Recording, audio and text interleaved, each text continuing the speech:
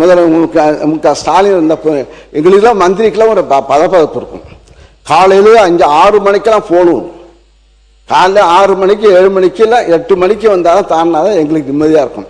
ஏன்னா பேப்பரில் காலையிட்டு கலைஞராலும் சரி, எங்களுடைய முதலமைச்சர் அந்த முதல்வர் இருந்தாலும் சரி, அவரை செய்தித்தாளை பார்த்துவிட்டு, தொலைக்காட்சியை பார்த்துவிட்டு, அந்தந்த துறையுடைய அதிகாரிகளுக்கு நேரடியாக அவர் எங்களுடைய முதல்வராக இருந்த அண்ணன் தளபதி அவர்கள் பேசுவார்கள். அந்த துறை அமைச்சரை தொடர்பு கொண்டு இந்த இடத்துல இந்த பிரச்சனை, கலெக்டர்களுக்கும் டென்ஷன். ஆக நாங்கள் டென்ஷன்லேயே 5 ஆண்டு காலம் இருந்தோம். 5 ஆண்டு காலம் இருந்தாலும் 5 ஆண்டு காலம் டென்ஷனாக நாங்கள் மக்களுடைய பிரச்சனை.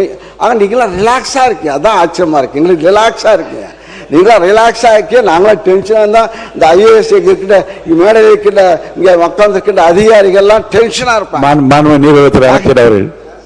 மாண்பு பேரத்தலைவர்களே, உறுப்பினர் சொன்னார், இன்னைக்கு காலையில் நேற்று நைட்டும் சரி இன்னைக்கு காலையிலும் சரி முதலமைச்சர் மாண்பு முதலமைச்சர் இன்னைக்கு ஒரு சின்ன வாய்க்கா பிரச்சனை கூட ஃபோனு அடித்து அதை உடனே சரி செஞ்சாச்சான்னு கேட்கக்கூடிய ஒரு முதலமைச்சராக தான் இருக்கிறார்.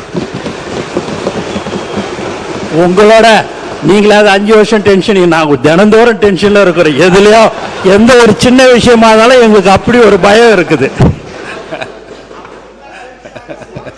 மாண்பு அமைச்சர் பிஸியாக தான் இருக்கார். அவர் பிஸியாக இருக்கார். ஏன்னா எல்லா கட்சி தொண்டாரும் அவர் பார்த்து புதுசாக வந்த இயக்கம். நாங்கள் 97 நாங்களாம் மந்திரியாகும் போது எங்களை அதே போல தான் இளைஞர்களும் வந்து எங்களை கேட்பார்கள். இனிமேல் தான் உங்களுக்கு தெரிய போகுது பாருங்க.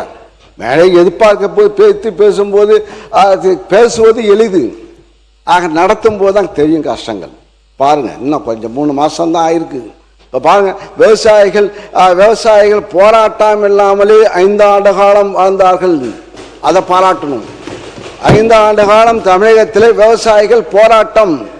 நான் முதலாக தஞ்சையில் போய் விவசாய கருத்து கேட்பு கூட்டத்தை நடத்தும் போது எப்படி வெடித்தது, அதை தாங்கி ஒன்னொன்னாக இன்னும் சொல்ல போனால் இங்கே இருக்கின்ற அமைச்சர் பெருமக்கள், நேரு பெரிய விவசாயி, மாடெல்லாம் வளர்க்குறாரு, மாடு கிட்டத்தட்ட 1000 மாடை வளர்க்குறாரு. விவசாயம் 1000 ஏக்கர், வாழை தென்னை மரம் எல்லாம் நெல்.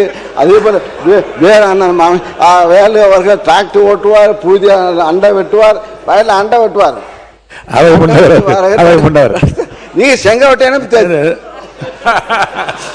மாண்பு பேரவைத் தலைவர் அவர்களே, மாண்பு உறுப்பினர் அவர்களை சிக்கலுக்கு விட்டு விடக்கூடாது. ஏனென்றால் சீலிங் இருக்கிறது, அதில் மாட்டி விடுவாங்க.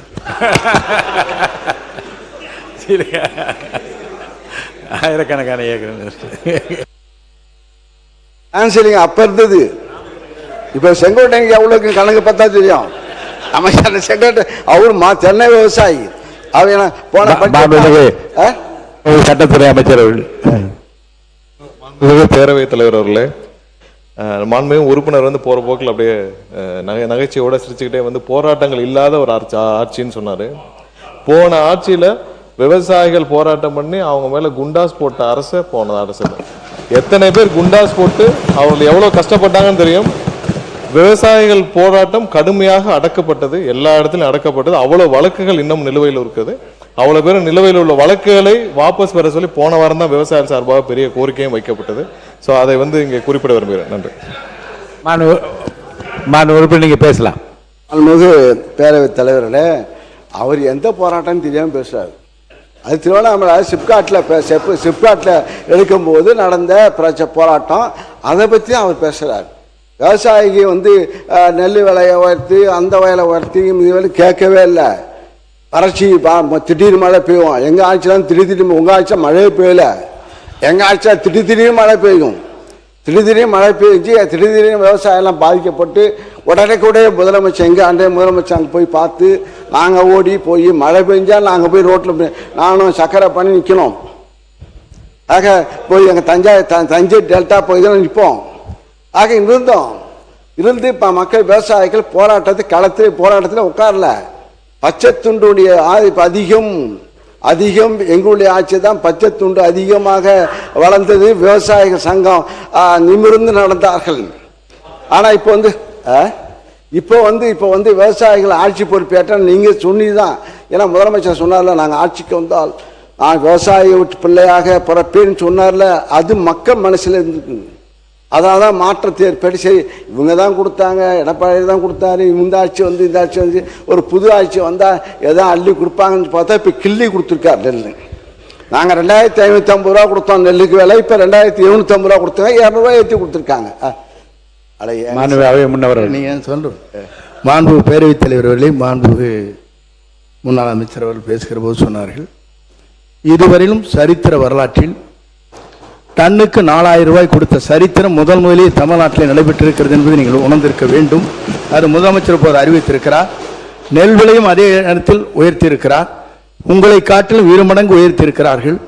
ஆகவே ஒரு வரலாற்றை இன்றைக்கு தமிழ்நாட்டில் படைத்திருக்கிற ஒரு முதலமைச்சராக, விவசாயியை வாழ வைக்கிற முதலமைச்சராக இன்று இருக்கிறார் என்பதை நாடு அறிந்து கொண்டிருக்கிறது. உங்களுக்கு தெரியவில்லை என்பதுதான் வேதனையாக இருக்கிறது.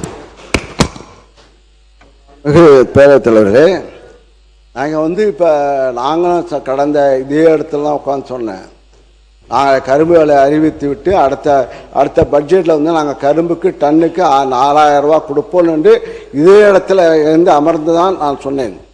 இடைக்கால பட்ஜெட்டு தயாரிக்கும் போது அவர் செங்கோட்டையன் அப்போ இல்லை நிற்கிறேன், அப்போ ரிசைன்மெண்ட்டார் எம்எல்ஏ நிற்கிறேன், அப்போ ரிசைன்மெண்ட்டார்.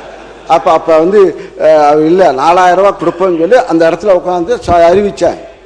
நாங்கள் அதே போல் நெல் விலையை நாங்கள் 2550 ரூபா கொடுத்தோம், 3500 ரூபா இப்போ கரும்பு விலையை உயர்த்தி கொடுத்தோம். நீங்கள் என்ன சொன்னீங்க? 4500 ரூபா சொன்னீங்க.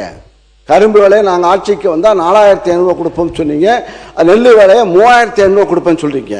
அதான் சொன்னேன், இப்போ கிள்ளி கொடுப்பேன்னு சொல்லி 3 மாதத்தில் கொடுத்துருங்க, போக கொடுப்பீங்க நம்பிக்கை இருக்கா தெரியல. ஏன்னா இப்போ நீ சொல்லிட்டா, முதலமைச்சர் சொல்லிட்டார், நிதிநிலை வேளாண்மை துறை அமைச்சர்